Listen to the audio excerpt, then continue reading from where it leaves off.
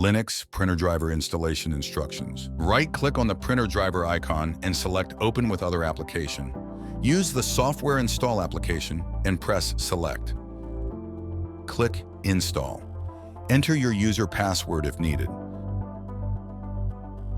Depending on your hardware, installation may take some time.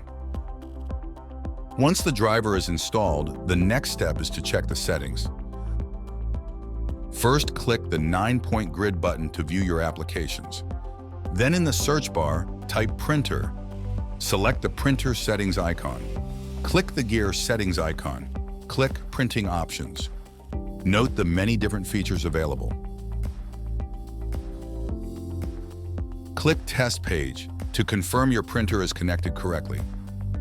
If you need any additional support, call our local service hotline.